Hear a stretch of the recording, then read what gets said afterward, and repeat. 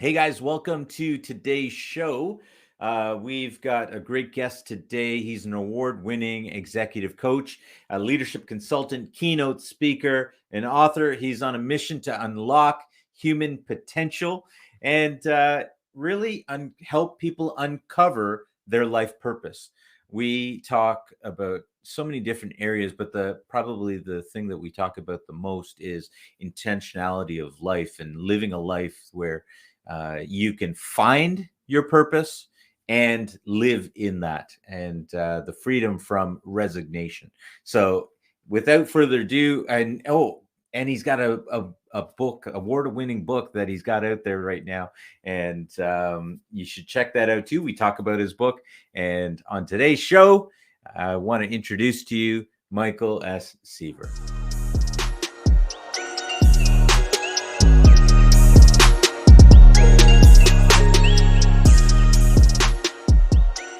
Michael, thank you for coming on the show today. It's my pleasure, Neil. Thank you for your time. Thank you for having me.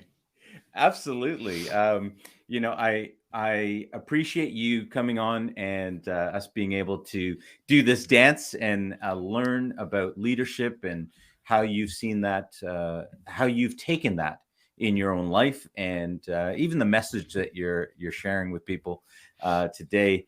I guess we should kind of start off and just give people a chance to know a little bit about you. Can you give a little bit? We know that you're from West Michigan, but can you tell us a little bit about where you're born, raised, and how, kind of a little bit of your story to how you got to where you are now? Of course. Yeah. Thank you for asking. So, West Michigan, spent the first 23 years of my life there, worked in the family landscaping, lawn maintenance, and snow plowing business, which taught me an awful lot about customer service and about integrity, quality work, all of those fun things.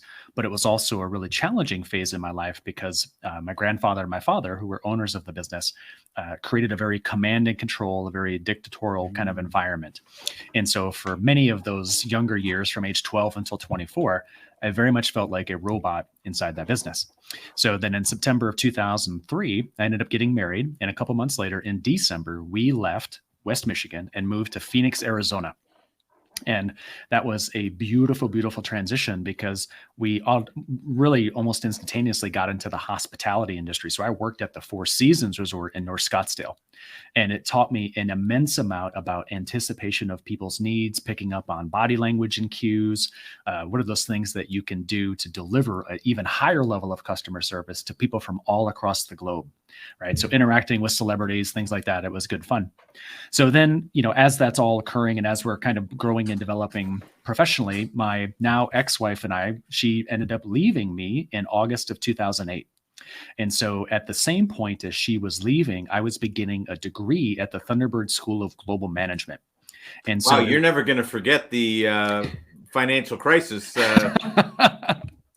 It was crisis all the way around. There were so many crises hitting at the same time, Neil. So like she left, we lost the house, we, divvying up money, things like that. Financial crisis, I took on a pretty lion's share of debt from getting the degree program. So there was even the extra hit financially from that. Mm-hmm. But going to school was actually the best thing that could have happened for me because I spent the first 28 years of my life, being this robot in someone else's business, right? I felt not authentic. So thankfully, as a student, I was introduced to a career coach that gave me a process and asked me a bunch of questions and created a safe environment for me to become the most authentic version of myself, right? Which is really key, right? Yeah. And that was something that I absolutely needed. So as a second-year student at the school, I coached first-year students. And that's when I knew that I was going to become a coach. Having worked in the family business, landscaping, lawn maintenance, having worked in the hospitality industry for 4.5 years, I just knew that it was time for a transition. And it was at age 28 that door finally opened for me. So I finished the degree program. And then I went to a very large not-for-profit healthcare system as the director of talent sourcing and worked there for about 20 months. And that was a blessing because it brought financial security, but it was also kind of a curse because I wasn't coaching. And I felt very lost again in that. So in February of 2011, I promised myself that at some point by the end of 2011, I was going to launch my own coaching business. Yeah. And so October of 2011, it formally went live. And it was a really gnarly transition because I went from a 6-figure salary to no revenue at all. And that was, I had to teach myself in a very short period of time, how do I create that stability? And the way that I did it was by teaching classes at a local university during the day. So that gave me a consistent revenue stream while I was experimenting and taking risks in my business nights and weekends. So taught classes, worked at Arizona State University as a career coach for a few years until the beginning of 2015, when I was able to formally go out on my own and do the business as it is today. So back then, the business was career development coaching. It was a little bit of communications training, and then it morphed into personal branding development and then executive coaching. I spent the last few years really heavily focused in on how do I change organizational culture, right? What does that look like? How do we really help people be their most authentic selves inside the workplace? So middle of last year, 2020, I spent a bunch of time developing the book, which you already referenced a few minutes ago. And so I've watched this transformation in myself, that my life's mission, my core values have remained the same throughout this entire process.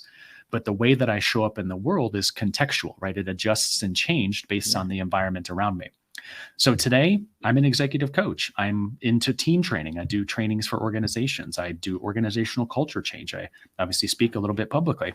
I have online courses, and I have the book, right? So I've got this book that you referenced earlier. And so it's amazing how we go through these transformations in life, but if we have a solid core, that we can make these machinations in a very safe way. You were talking. Okay, first of all, thank you for sharing that. Secondly, let me get my brain catch up there for a second. You talked about the command and control of that environment with just with the family, and I hope you don't mind. I want to dive right into this. And there were a number. You may see me making some notes as you're talking. I was like, "Oh, this is great stuff," and I could see how much wisdom you would have gained through this journey. I mean, there's so many different items there, and I didn't even write down the financial crisis and the marital crisis and the business, but I do need to make a note of that. But you talk about that command and control culture, and what jumped out at me, there's a couple of different things that you were sharing. One is, first of all, there was a family business, which is amazing in and of itself, because it gives you something with regards to entrepreneurship, and you get to see it executed. Now, you also got to see this culture that clearly was stifling. I would say, is that kind of the way that you would describe it? Absolutely. Yeah. And it was just one of those things that I don't think either my grandfather or my father knew any better. When I think about the small town that I was raised, it was 2,500 people in the entire town. And so there weren't a lot of really diverse minds or perspectives or thoughts about how you would run business. And so my grandfather basically ran the business the same way that his father taught him, so that my father basically ran the business the same way that his father taught him. And I was the one that kind of broke that inherited narrative, if you will. And so they did exactly what they were supposed to do. They both became very wealthy. And so they've had success in their own right. But I think my path was meant to be different. I wasn't meant to be a robot in someone else's business. I wasn't meant to be part of a command and control culture. I feel like I'm here on earth this time to create what I refer to as the align and empower culture, where we have the chance where the folks at the top of the organization aren't just giving directives to those that are, kind of trickling or cascading down the business. What we're doing is we're creating feedback loops at each level of the business to align people with their own core values and the business's core values, but also then empowering them through communication feedback loops to make sure that their voice is authentically heard in any way they want to be heard. Have you, and just out of curiosity, have you been able to have that conversation with your father and grandfather about the culture and what it was there? My grandfather, no, he passed away in 2002. My father, yes. December of last year, so just about a year ago from today, I was able to have that dialogue with him because I wanted to tell him about some of the things that I wrote in the book. And so I didn't want him to be surprised. And it was pretty hard for him to receive, but I've also since then seen a transformation in the way that he leads the team today. So even though it was hard in that moment, having the difficult conversation ended up opening up some pretty beautiful doors. Yeah, yeah. And thank you for sharing that. I ask it because oftentimes I found that it's easier for us to move forward, but we neglect doing some of that homework, doing some of that work, because they're left, especially where it's a family business, or if it's someone that we care about, they're left with just the feeling or sense that we've left, and they didn't want us or things like that, right? As human beings, we tend to take so many things personally, right? And so Big time. it's powerful that you were able to do that, because one of the things that I like to share with people is, and I want to come back to what you were talking about with authentic self, and part of that for me is self-expression, and being able to share where you're at, even if it might cause a little discomfort for the person, but not doing it as much for them, but doing it for the ability to be heard and known in this world. Big time. Yeah, each of us has a really distinct need for that. And when you think about the way that organizations are kind of designed today, the end result, according to Gallup, is that only about 36% of employees are actually happy or actively engaged in their work. And so we've designed historically these organizational structures that were very dictatorial, but the outcome was low levels of engagement, happiness, ability to talk about self. So thankfully, over the last couple of years, we've started to see a really big transformation. And what we see in the media today is called the Great Resignation, where a lot of, maybe you've heard about that too, Neil. Yeah. So, yeah. But I think that what's happening is that March, April of last year, 2020, taught people that they're far more capable of change than they ever thought they were. Yeah. And it also taught them that because they were working from home, maybe homeschooling kids, maybe really having more time for themselves, is we've had almost 20 months of people discovering themselves at a really deep level because they've had the time to. But what that has created is an environment where people are no longer willing to put up with bad bosses or disengaging environments, right? They're stepping up and saying, here's my authentic self. I want to bring my humanity into the workplace. Here's how I'm going to do it. And then so the employer has to somehow acquiesce or adjust to them. Right. What it's interesting because you actually said something as I was reading up about you and your path, and you're talking about with the family business. You quoted and you said that you still felt suppressed, and it's funny that you would just mention about this resignation, because when I read that, a quote came to mind from Henry David Thoreau. He says, the mass of men lead lives of quiet desperation. What is called resignation is confirmed desperation. Wow. And synchronicities, brother. Yeah. And I was like, that's why you just saw me jump. I was like, oh, I've got this on my phone. I was looking this up. Yeah. And I think so often, and perhaps you can comment on this. I find that there is, for a lot of people, they look at the job and they think, oh, well, I'm not being authentic. And so they're like, oh, I've got to go. The place to be authentic is to go be an entrepreneur somewhere and start a business and that kind of thing. And when I look at it as being authentic and being self-expressed. You can be right where you are, but it's because you're not authentic, because you're not self-expressed, that instead you live this life of desperation. And I would even share that in my own marriage. There have been for years, and my wife and I have had that conversation where I said, look, I need to say this, and this to you, and just leave it there. I'm not expecting anything from you. I just need you to know that that's there. And just in that, the freedom and the power that it gave to be authentic and to know and to be known. And so thank you for sharing this stuff. I want to come back to what you're talking about of being your authentic self. Can you say more of what that means? Because I believe that there are lots of people that are not meant to be entrepreneurs, But a friend of mine, Shona Welsh, said there's another category, and we call them intrapreneurs, and they're still leaders for change, but they're within an organization, which Yeah. is healthy as well. So can you say something about the authentic self? Yeah, for sure. More synchronicities there, Neil, because the class that I taught at Grand Canyon was entrepreneurship way back. So way back.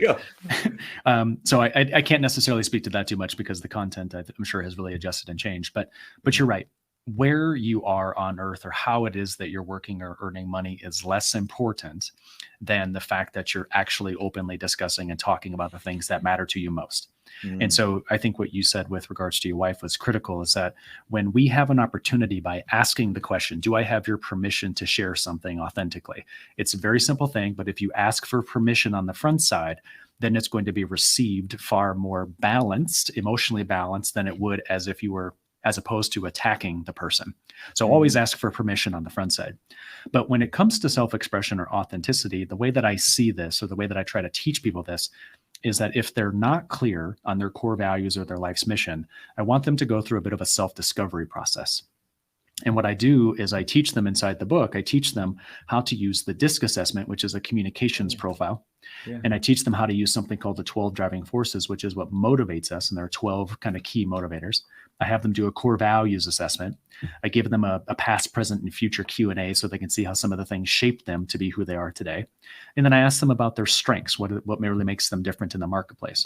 So if we've had this individual who's a bit unclear about his or her kind of purpose or life or how they want to self-express, by collecting the data from these 5 tools, now all of a sudden you have a self-awareness that you know how you can self-express, right? So now it's about clarity. Okay, I've got these 5 data points, these tools, these pieces of information about myself. What are the patterns that exist across all of them, right? So that I know really that it's true for me. And then based on those patterns, what I encourage them to do is to write a personal mission statement, which is just a 1-sentence statement, why you exist, very simple. And then to look at your top 5 or 6 core values, and then to set us a couple of goals, right, that are kind of metrics driven or objective driven. So what that does is, by setting that foundation, is that we can then move into confronting fears, because a lot of people are fearful of self-expression. Not only do they not know who they are, but then they're fearful of the blowback that would come as a result of saying something to a friend, a family member, someone, at work. So by setting up specific goals and creating the environment for them to self-express in an emotionally intelligent way, now all of a sudden you're raising the vibration, not only of that person, the people close to them, and the people around them. So first understand who you are really at your core, and then think about how you can slowly, over a multi-month period, begin to share that with people in an emotionally safe way. Because what that does is it then gives other people that same kind of environmental context to then share themselves, right? So we can lead by example and create that safety for others to do the same. Yeah, absolutely. That is, I like what you're creating there in terms of, being able to share that in a safe way. Oftentimes, I think people will look at it. Myself included, I have looked on situations and thought, or my feelings, or what, these things that would be authentic to me, but I can't share them because it's going to get torn apart, and not having any understanding of how to even create an environment where it's safe to be able to do that. And so, it took me many years to even learn that there was a way to do that, or even to do it for other people. And so sure. I like what you're doing there. I want to come back to, you were talking about confronting fears, and something that I'm just curious about as I observe the world around me is I see more and more people refusing to call these things fears, hence the need to then confront them, and they're just like, oh, this is just the way I am, and I just don't like this, or and they just put it off, and now all of a sudden it's, to me, it looks like a safety mechanism for them to just say, Okay, now I don't need to deal with this. This is just the way I am. Don't marginalize me now. Yeah. Yeah. Well said. And there are many people who do that. And the way that I believe that this occurs is that if anybody is aware of who Dr. Bruce Lipton is, if you haven't heard of him, please follow him, because he's been studying for more than 50 years brainwaves, like how the brain, how our neurons fire. And what he discovered is that from birth until age 6, every human being is basically acculturated into their family, right? They watch what's happening around them. And so they learn what it means to be a member of the family, the community, society, fill in the blank. So then after age 6, we move into a different brainwave state where we unknowingly repeat the very things we learned from those in that very early stage. So oftentimes when I'm talking to a client and they're feeling very fearful about something, all I do is ask them questions about, well, what's the origin story of that feeling? Right? Tell me something from your childhood, your teenage years, your 20s, and what is that feeling? And where did that come from? So then once we have identified the kind of the origin story of the feeling, where they learned it from someone else, they can then say, that's not my feeling. That's a feeling that a parent taught me. Right. So now we're disassociating from that kind of mental model, if you will. So then once we've brought awareness to the fact that it was taught to them by someone else and that they have creative license or sovereignty to do the same for themselves, now we can start to think about, okay, here's how you were taught that. Here's why you believe that. Now, what is your actual truth? Okay. And the way that we go through and we address that is we say, okay, back then there was a negative feeling that came from that experience or that learning. We have to honor that negative feeling. But then shortly thereafter, maybe a year, maybe 2 later, there was something positive that came from that learning. Mm-hmm. Right. There was something that came out of that. And the way that we fully release the fear is by recognizing all of the positive things that we've learned over time and then who we teach it to. Right? That's critical, is that when we teach a lesson learned to someone else, our brain begins to no longer identify the negative feeling with the event or the action. So the fear dissipates. And now all of a sudden we're in an environment where we can fully express, right? We can really talk about who we are authentically. So it's really critical that everybody listening or watching goes back to those kind of early years of their life and says, what was I taught? Right? What was my childhood like? What were the things that were happening at that time in human history? And then they can start to disassociate it from it and create something that's really meaningful for them today. Yeah. Okay. Now here's the other side, and maybe this is a bone I got to pick, is I find people don't want to do that work. They don't want to actually take a look at that.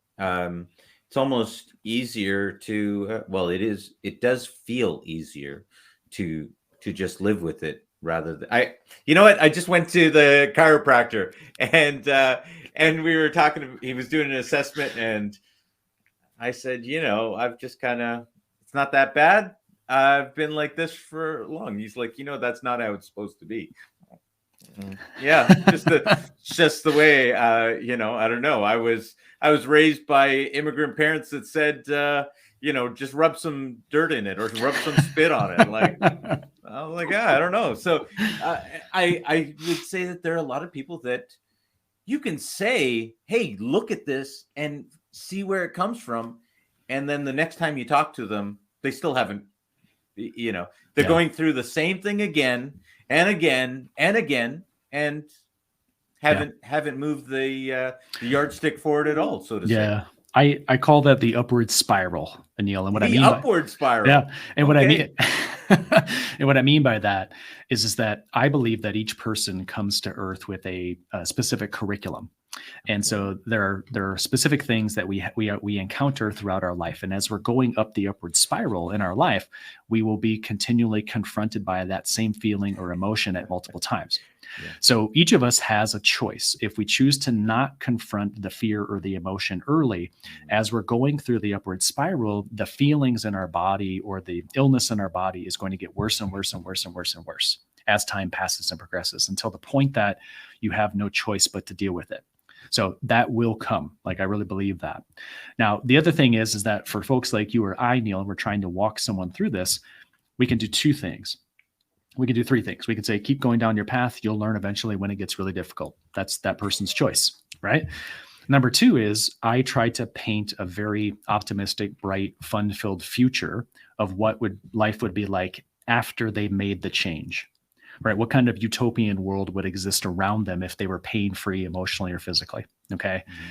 Or then number 3 is I get them to, in their own mind and verbally to me, talk about the cost of inaction. Like when they say, okay, if I don't do something with this, here are the 3, 4, 5 things that are likely to occur. Now we've planted in their mind that they are responsible for the consequence. Okay, because they thought about it, they said it, they are suggesting that it's possible. So either keep going down the same path, do nothing, or maybe as an external third party, we can offer a little bit of hope for the future and paint a bright future without the pain, or we talk specifically about the consequences of not dealing with the pain. So one of those 3 routes will shake a person to the point that they're then willing to make the transformation. Wow. Wow. Part of me just says, as we talk about resignation, part of me says, yeah, good luck with that. The cost of inaction. And it's interesting because the part of what we're doing here in this conversation is offering that these thoughts of leadership and what it means to create wealth in your life in all of these different areas, and let it not be a result of not knowing, lack of mentorship. It's important for people to be able to see that there are men and women that will literally help you walk through that journey, through those struggles in your life, in whatever area. And even with that, it's amazing the demographic that will still stay on the sideline. And there's a song out. I don't know who I think it might be Kanye West or something. And he takes this little quote from I think a sermon that a woman's preaching, and she says, even if you're not ready for the day, it cannot always be night. And then the song, I love that. in. Yeah, I loved it too. I was like, because sometimes we can get so ingrained in where we're at that this is just how it's always going to be. Yeah. And so there is no possibility for the day to come, for the bright sun to come. and yet, if you just apply a little bit of logic, it can't always be night. It can't always be bad. No. I think Kevin Hart said it. If you're playing blackjack, you can lose continually, but you're eventually going to catch your run. And when you do, hit it, make your money, and get out. You waited for it. Let's go. and that's the thing, is I really do believe that we all deserve wealth in whatever we do to define it. And one of the books that really helped me about 6 months ago was Viktor Frankl's book, Man's Search for Meaning. And so through all of the hardship that Viktor endured back in the 30s and 40s of last century, he really did find his life's purpose by envisioning some brighter future for himself. So to your point, we're in this place where the darkness can exist for sometimes short, sometimes extended periods of time, but we have the ability to change our attitude about those circumstances that open doors to wealth. And so for each of us, wealth is going to mean something different. Sometimes it's fame, or sometimes it's actual financial security. Sometimes it's just control over our time. And so each of us has a different version of wealth, I believe. But the real core of accepting wealth or abundance into your life is believing that you're worthy and deserving. So if you happen to be going through that kind of dark period right now, understand that you will come out of the rock bottom soon. And the lessons that you learn from being at rock bottom are going to catapult you astronomically after. Yes, absolutely. It's interesting for me. I think that all of those are available. And they may not all, like when we talk about the word wealth, all of those things are available. Financial, fitness, family, friends, all of these things are available. You may not gravitate to some of them, and you may be more concerned about certain areas. Like, it's interesting. One of the things I found, I'm in finance, and one of the things I found is that money actually doesn't motivate me. For the longest time, I know so many people that want boats, yachts, these kind of things. And I'd look at it, It didn't interest me until then I started thinking about what could I do with that? And I thought about, you could get, and I thought of myself as a kid growing up, in the shady part of town, and we didn't have a car, and if never mind boats, yachts, or any of this kind of stuff, and so the opportunity to be able to open it up to kids at risk and stuff like that. Hey, come check this out and see the things that are available and being able to pass on lessons. All of a sudden I got a subscription to a yacht magazine, and I was like, hey, I want to start looking at this. I think I'm interested in it.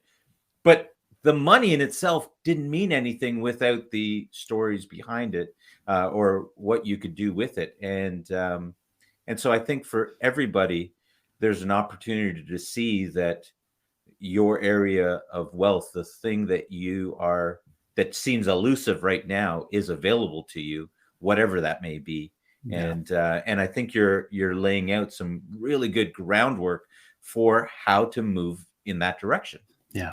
Yeah, thank you. Like I said, we all do deserve it, and it really, you're right. Sometimes that the financial wealth is simply a vehicle for finding a way to uplift others. And so, when you think about America specifically, back in 1929, we were only a $1 trillion economy, and in 2021, Neil, we are a $23 trillion economy. And so the level of affluence and the level of possibility that exists in society today is drastically more than it was barely 100 years ago. So for people to really understand that and to see that wealth can be a lot of different things and that money can be a really strong tool, right? I've served on boards of directors before. I've made those big donations. I've started scholarship funds for businesses and for not-for-profits intentionally to uplift those who deserve to be uplifted. Maybe they're just a little bit earlier in their process, or they're a bit younger, or they're disadvantaged in some way. So each of us not only is deserving and worthy, but we also have vehicles by which we can uplift others. And I think that's where the power is. Yeah, absolutely. We can't take any of these things with us. So it's absolutely in the ability to uplift others. I actually have a funny thing with the word deserve, because I feel like we always put this deserve into this worthiness category, and then of course we start looking at it and going, well, I don't know if I'm worthy because, my mom said this when I was this, and I brought home this test and it wasn't good enough. And, the spiral that runs from there. And I kind of put it to deserve, really, this is how I look at it. And, is that deserve is really a function of the work that you're willing to put in, to go create whatever it is. If it's, and when we talk about finances, I'm like, what good is money if you come home and you have no peace at home? Yeah. Right. Like all the money in the world isn't worth it if, if you and your wife are fighting continually. And so, and those were some lessons that I've had to learn the hard way around. And so I think what you're sharing here is something that we can identify, any of these areas and that are important to us, and look at the cost of inaction, is what you said, and take responsibility for the consequence. Now, here's the bone that I have to pick, and maybe you can shed some light on this. We are in a stage of life, of society, where if you're in a down trend, if it's night for you, if you feel like, oh, there's no end to this, our healthcare community, has really leaned into the idea of depression, medication, these kind of things. And I'm not saying that there aren't these cases, but I feel like it's too simple a solution, rather than doing what you're talking about. Just look at the cost of inaction. Yeah. You're so spot on. I totally agree with you. And you have to turn back the clock to the mid 1910s, when the Rockefeller family kind of started the allopathic medicine service as we know it today. And it was designed to cure or to lessen symptoms, right? It was never about getting to root cause. And so this is the thing, when you look at traditional Eastern medicine, it's always root cause based, using very homeopathic, organic ways to be able to solve through emotion or through herbs, but allopathic medicine was designed over 100 years ago to lessen symptoms. It was not designed to cure any type of emotional or physical disease. Still to this day, it's not designed to do that. But what we can do is take a look at that system and understand its limits. And then we could do what you just said a second ago, Neil, and say, okay, we need to get to root cause. Right. And so for people who use those, medications and things like that, please do what you need to do as per your doctor. Right. That's between you and your doctor. But the way that I look at this is that I learned about this through a book by a lady named Carol Truman called Feelings Buried Alive Never Die. And right, it's a big one. And so I encourage everybody listening or watching to take a look at that book, because about 2/3 of the way through the book, she talks about how every physical ailment that we have is due to the underlying energy emotion that we feel. And so this has been proven in the 1970s. It's been proven through Carol's work. It's been proven through Daniel Goleman, who we really know well for emotional intelligence research. So, and we even know it from University of Pennsylvania. Just a professor there, Segal Bar-Said, found that emotions are contagious. Literally, when you go into an environment, and if you're sad and you go into an environment where it's overly optimistic or positive, it actually turns your emotions around. Like, you subconsciously pick up on the emotion. So we're in an environment where our society has advanced so far. We're almost advancing past traditional allopathic medicine, and we're kind of coming back to, let's understand the quantum physics of our body and how it functions, understand the emotions, understand the energy, and then deal with that first, right? Think about the possible consequences long-term, good or bad, the cost of inaction, long-term, short-term. So we're at a really interesting time in human, right, in human evolution. Yeah. And I think the next couple of months are going to be really interesting as more dark stuff that's happening on Earth is coming to light. People are going to realize there's a lot of other ways to live safely. Wow. Well, for starters, Feelings Buried Alive Never Die is that's a thug title. I'm like, whoo, that's man. If I never read the book, that title alone, it's she said something right there, and it's so prevalent for people to just bury their feelings and not look at where those things come from. And what you're saying is so true and right. We are, I think we're even witnessing some of that revolt happening right now. I was just sharing about going to the doctor, and we were talking about, he was asking about when I got sick last, and colds, this and that, and I was like, I haven't been sick in years. Yeah. And I attribute that a lot to, back to what you were saying in the very beginning, authentic self.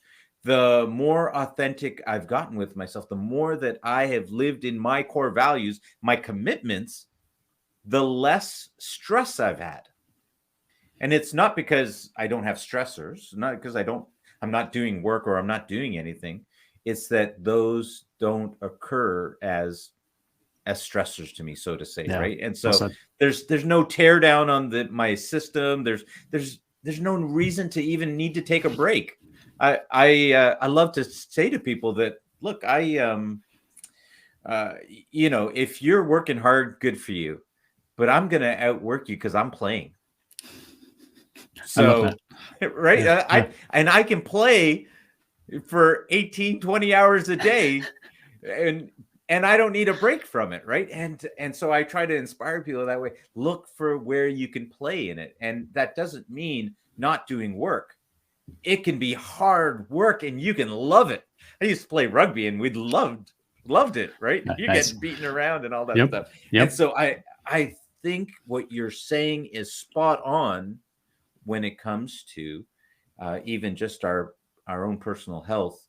If these toxins that we're keeping in our body through our emotions, they literally are eating us alive. And the key to that is getting those things out of there. Big time. Yeah, I completely agree. And thank you for saying that, Neil, because it's one of the most important things you could say is that at this time in human transition, right? We, in 2012, you might remember the Mayan calendar ending in 2012. Remember that? So, we made a movie about it, which I happen to like. But yeah, but the thing that I want to call out about that is that the Mayans weren't predicting the end of the world. They were predicting the end of what's called the age of Pisces. And so NASA refers to this as the precession of the equinoxes. And so basically, Earth's magnetic pole shifts every 2,000 years, just a thing that happens on Earth, right? So in 2012, it was the end of the age of Pisces. The magnetic pole shifted. So we are now in what's referred to as the age of Aquarius. And so very, very different style, very different age. I really feel a need to sing out right now in the song. Okay, sorry. No, okay. We should definitely add more of that in. We definitely need more. So the age of Aquarius is very different from the age of Pisces. The age of Pisces was the belief that we found meaning by believing in something outside of ourselves. So we believed in politicians and athletes and celebrities and fill in the blank. In the age of Aquarius, the transition we're making is that people are starting to believe in their own life's purpose. So they take information from people like you or me, Neil, and they find a way to integrate it into their being, and then they start life based on their terms, their purpose, their mission, their why, as opposed to emulating somebody they see on TV. But as we're navigating this, let's say 20-year transition on Earth, it's uncomfortable because so many people are having to shed the old mindset from the age of Pisces. And it's taking them a long time to shed those old mental models. So the blessing that has come from the pandemic is that it's given people a chance to self-express. Now, granted, the beginnings of it have been very bipolar, in that I'm pro 1% or I'm pro 99% or I'm pro Democrat, I'm pro Republican, right? There's been a lot of polarization, but the thing that I've loved about it is that people are finally using their voice. They're finally expressing, right? And so for 20 months, we've been in this process of self-expression. So as we continue this move over the next couple of, let's say, years, I think that we're going to begin to be more living our purpose at higher rates and more.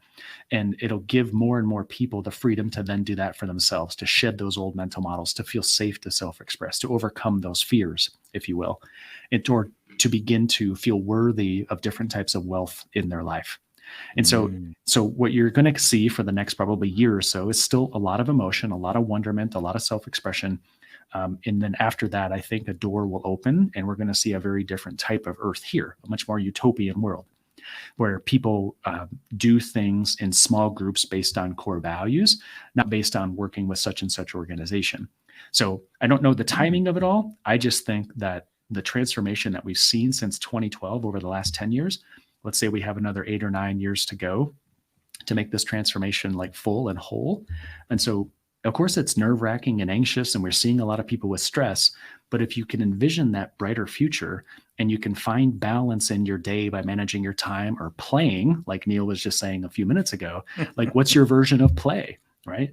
And so for me, it's helping people. So whenever I'm helping a person, whether I'm making money doing it or not, it's play. It gives me energy. I feel balance.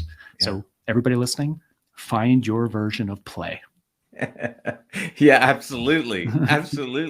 And I think that if people can go back to their commitments, those things that drive them, they will find those areas of play. They'll find those things that actually energize them. And I find oftentimes we're too busy. We're too busy tearing ourselves down for things like a lack of self-discipline. Oh, I went on this diet. Oh my goodness, let's talk about that. I went on this diet and then I did this and I couldn't do that, and then it must mean that I lack integrity, or it means I've got no self-discipline, no will, and tear yourself down to endless amounts, and there's no wonder you can't go any further. Yeah. So I don't know if speaking of resignation, I don't know if I see a change in any of these things for the vast majority of people. because a lot of me just feels like it takes something from a person Yeah. to make these changes in their life. And oftentimes we see people just don't want to pay that price. Yeah. Yeah, you're right. There will definitely be those individuals who don't. And Yeah. like we talked about the three options earlier, they'll choose Yeah. option one where they just wait till the negative event. And Yeah. you know, my dad was definitely one of those folks, or even myself when my first wife left me, right? It's like and so when you really think about it, like my dad, you know, very, very successful in his own right, but in 1995 he was diagnosed with leukemia, and he's in remission, he's fine now. But that was the result of him participating in a series of, you know, projects and work things that he was genuinely not interested in, and he was pushing his body. He got very stressed, he got anxious and nervous, and the way that the universe got his attention was to, you know, kind of create that environment in his body that allowed for the cancer to grow. And then it happened for me in my own respective way, not through physical illness, but I was basically absent from 5 years of my marriage. And she was trying to build a business. I was trying to build business within the hospitality industry and make a name for ourselves. But we worked on opposite sides of the town. So we didn't see each other very much. We had very different schedules. And so, of course, it was shocking when she left. But when I reflect back on it now, it was absolutely the right thing to do, because not only was I not showing up for myself, I definitely wasn't showing up for her. And that's the thing, is like, you have to be able to make those short-term sacrifices and understanding what you need and what your partner needs in order to create a very meaningful, fulfilling relationship. And, you know, both she and I were so committed to work that I was definitely not showing up to her in the way that she deserved. Whoa, okay. You just said a terrible thing there. Okay. You said you needing to make sacrifices. I'm sorry, that I think that word's up there with the F word. Is Actually, it? forget it. The F word's way below. Nobody cares about the F word. Don't dare say sacrifices. Okay. Why not? Why do you think that? Well, I'm just saying that I believe heavily in it. And if you're going to commit to a partner, understanding the differences in each of you, you're two separate human beings. Yeah. To me, any parent on this planet knows sacrifice is a part of life. Yeah. There's no way around it. You have a child that cannot do anything for itself. You have to sacrifice your time, your effort, all these things. And I think it's a little easier for people to see that when it comes to children, even though there are some people that will resent that as well. But in a marriage, we always have this thing that it's the other person's job to add to our life. And we don't see that part of us adding to their lives is we may have to give up some things or sacrifice some things. And so it's literally become something like a taboo word to say that, why can't I have everything? You know? Yeah. Yeah. There's a statement that I've been hearing, and what are you bringing to the table?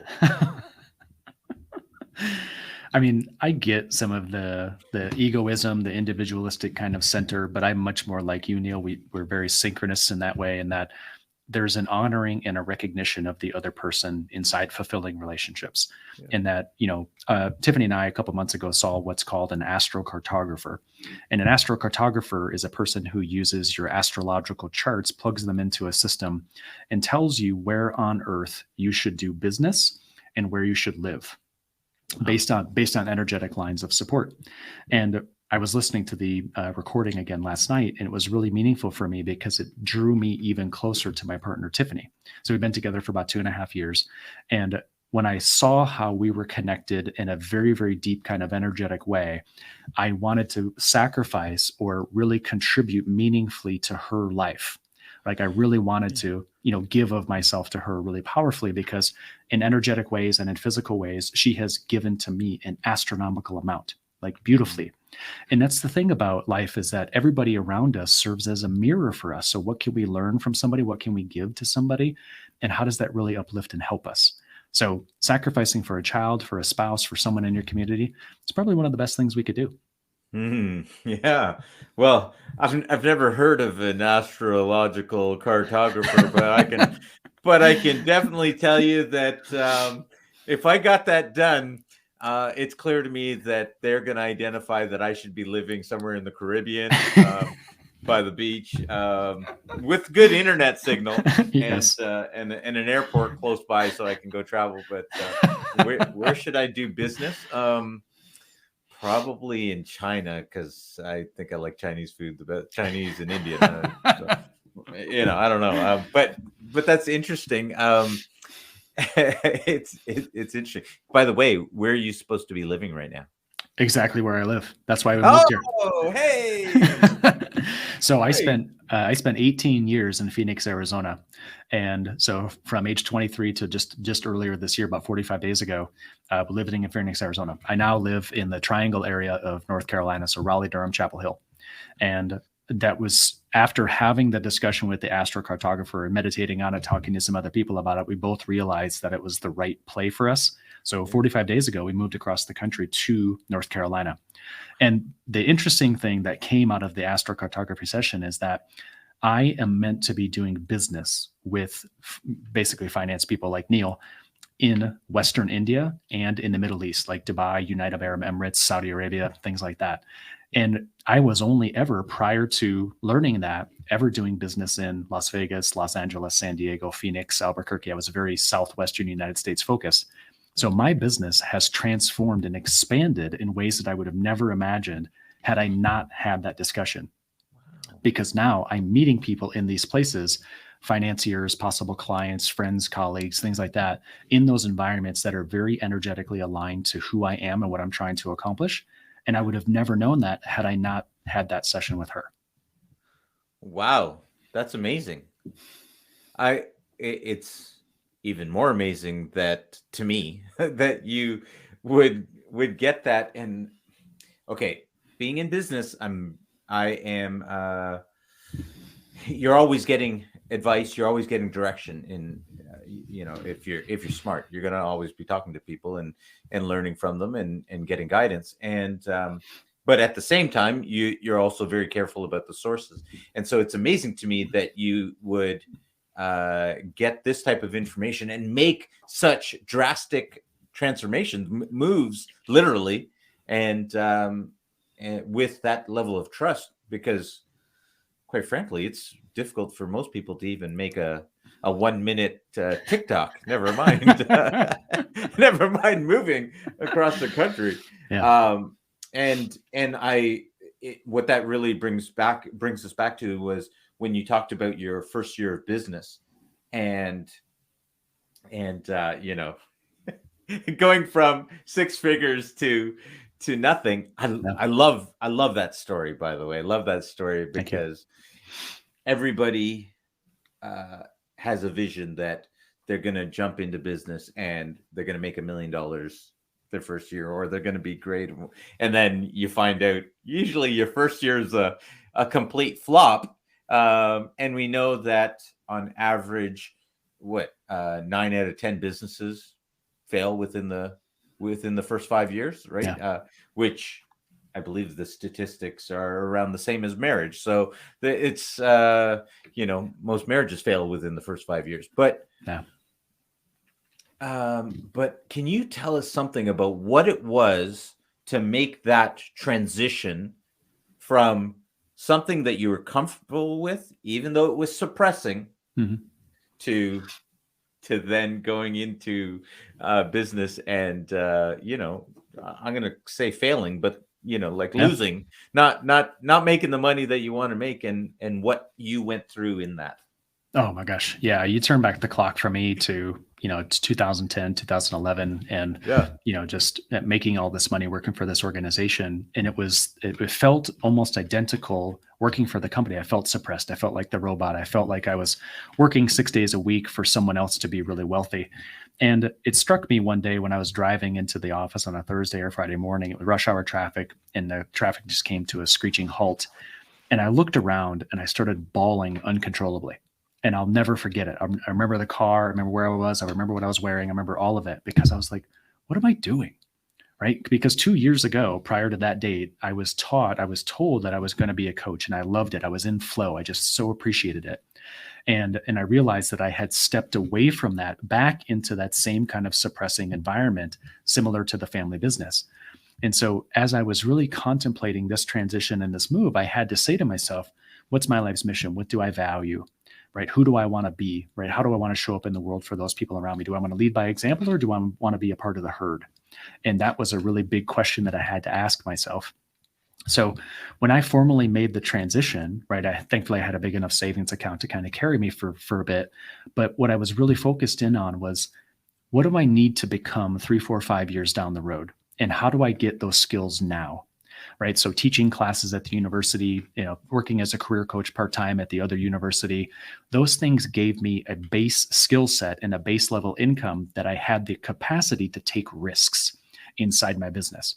And so I went back through my QuickBooks account to look at the money that I made in those first couple of years. I think I made $7,000 one year, like 13 or 14,000 the second year, maybe 18 or 19,000 the third year. But I had revenue coming in from the kind of the part-time jobs, and so it was okay. But I needed that experience of throwing myself into something and then intentionally working a plan, right? Knowing that 4 or 5 years down the road, I'm going to have this thing built and it's going to scale. And so I was going through this really intentional work, this step by step to be able to get to that point. And then thankfully, at the end of 2014, I think it was October, I sat down and I said to myself, am I ready? And I really had to look back at the jobs and look back at that part-time stuff and say, what did I learn from this? Did it prepare me sufficiently to be able to launch this thing on my own? Because my revenue in my business had gotten to the point that I thought that I could pay for all of my bills with the revenue of my business. So then the universe helped me out tremendously at the beginning of 2015, where in the first 4 months of that year, my business made more money than the entire previous year together, part-time jobs and my business. And so I knew that the universe was supporting me to go down that path. So then the same thing happened over the last year, where I had been one-to-one coaching. I had been traveling a lot for speaking engagements and consulting. And then all of a sudden, the pandemic hits. And now each of us is having to do things virtually in ways that we never would have before. So I redistributed my time into writing the book and publishing the book, and then doing virtual webinars and speaking tours based on the book. And what I started to realize is that the world was going to be predominantly virtual, and that I could work from anywhere. It didn't matter in my business. And so I'm in the second year of another 5-year plan, where I'm attempting to take what's called the You and I Know Circle, which is a kind of a group model of coaching that I've been working on for the last year, and I'm going to license it and scale it. And so it doesn't matter where I work if the coaches that are buying into this model are anywhere around the world, right? I'm not just focusing on Phoenix anymore. I'm not just focusing on the Triangle area in North Carolina. I'm now trying to expand the brand around the world so that any coach that wants this model can buy into it. And so it's intentionally saying, am I ready for this next level? It's intentionally creating a multi-year plan, and then it's intentionally working the plan. Yeah. And I think where people get lost really quick is that they hit rock bottom or something happens and then they get distracted, as opposed to just staying focused on the plan, believing in themselves, staying committed, right? Really doing the hard work that you and I have been talking about in this conversation. Yeah. And so I know that at some point, 2 to 3 years down the road, I will no longer coach, right? I know that I will exit the coaching practice, or I can pass my knowledge and skills to somebody else who desires it. So I think for each of us to be aware of, there's going to be challenges, there's going to be those hardships, but if you keep working the plan, you stay committed to your life's mission and your core values, doors are going to open quite well for you. Yeah. Yeah. What I really just got out of what you just shared there was the key is intentionality. Nice. What I was hearing over and over again in your message was this intentionality in whether it be intentionality in doing the homework, going into your life, looking at these things, taking responsibility, intentionality for where you live, who you associate with, intentionality in creating a plan and following it through, recognizing that there's bumps all along the way, but being intentional in moving in that direction. And that's just I've been making notes here, and it just kind of kept coming back over and over again. And so I thank you for sharing all of that. So if people want to get a copy of the book, how do they where can they find that? Yeah, here it is. If you happen to be watching this on video, it's called I Know, Practical Guide for Awakening to What's Within and Finding Work-Life Integration. And it's available 40,000 retailers around the globe. And so it could be Amazon, it could be Barnes & Noble, it could be Apple, it could be Google. It's ebook, it's print, it's audiobook, it's all of those. And I think the thing that I really want people to remember is that intentionality matters immensely. And I also want everybody to feel safe to slow down and make a little bit of time for reflection. Right? Because the thing that has allowed for me to work in these plans and has allowed for me to see a brighter future has been making intentional time for reflection each day. But I also have a time block on the first of the month where for 3 hours, nobody gets into that time block. And I look at the previous 30 days and I say, what went well? What could have been different? What do I need to tweak or adjust for the next 30 days? And by doing this, instead of just setting annual goals, right? I have this vision that we're trying to work to, but I intentionally make minor adjustments every month on the first of the month during that 3 hours. Mm-hmm. Right. And I talk about that actually a little bit in the book. And the book is really designed to help a person go from that place of disengagement and unhappiness once they start the text all the way at the end. They're going to feel clear. They're going to feel confident. They're going to know what their life's mission is and they can move towards it. Wow. So that we really designed it to do that. So, if anybody is interested, I'm happy to have a 30-minute strategy discussion with you about anything that's happening in your life. You can get a copy of the book for, I think, $7 on some of those retailers. But you can learn more at michaelsseaver.com, I think, to be able to see more about that. And it's behind Neil if you happen to be watching the video. Yeah, that's right. and we'll put it in the show notes as well. Are you on social media as well? Yeah, I don't use that quite as much as I used to, but I probably spend the most time on Instagram and LinkedIn. So michael@seaver.com is the best place to be able to kind of connect with my thought leadership and the things that I'm focused on. But I do share more personal stuff, of course, on Instagram, and then LinkedIn. I share stuff daily with regards to personal growth and development. Okay, so like you do the dances and on Instagram. Is that the more personal stuff you're talking about? Well, I don't dance, Neil, but I have a cat and I can walk the cat on a leash. So you're you're likely to see me walking the cat on a leash on Instagram. So you'll probably find that.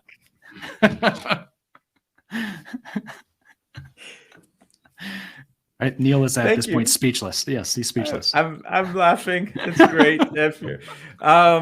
I just had a picture of you walking a cat with the leash, and that's brilliant. And I thank you for sharing that more personal moment.